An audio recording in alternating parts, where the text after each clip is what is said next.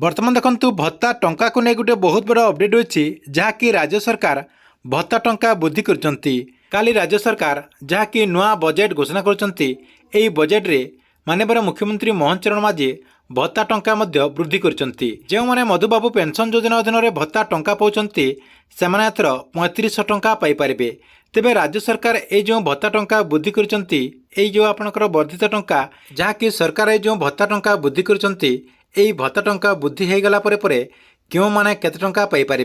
मुख्यतः क्यों मानक 3500 टंका मिल एने सरकार तरफ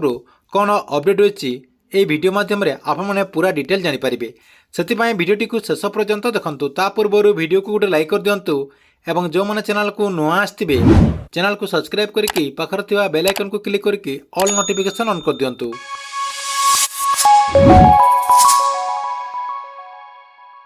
आपण मैंने समस्ते जानिथिबे जे निर्वाचन समय जहाँकि बीजेपी पार्टी तरफ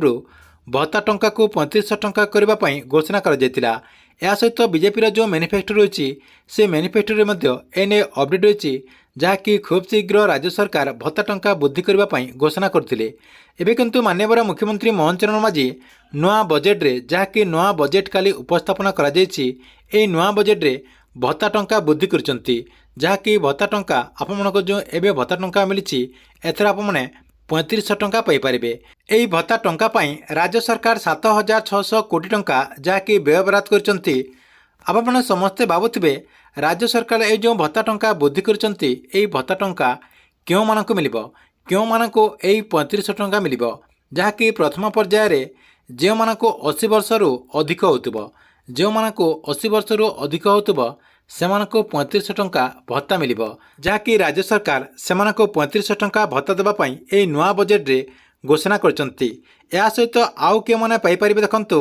जो माने भिन्नक्षम अछंती सेमानकर भिन्नक्षम प्रतिशत जहाँकि 80% रु कम होई नथिबो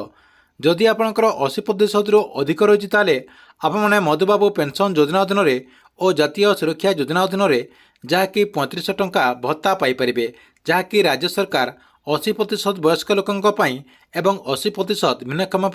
राज्य सरकार मधुबाबू पेंशन योजना अधीन में जातीय सुरक्षा योजना अधीन में 3500 टंका को भत्ता वृद्धि करछंती। ताले आपने एथर 3500 टंका भत्ता पाइपर। ठीक अच्छे ये आपमनक भत्ता टंका को नहीं गोटे बहुत बड़ा अपडेट। आपमनक वीडियो केमती लगिला कमेंट बॉक्स रे निश्चय गोटे कमेंट करंतु एवं गवर्नमेंट जेकोसी नुआ योजनार अपडेट आपने सर्वप्रथम देखा चाहूँगे यही चैनल टी को आप रेगुलर देखुतांतु।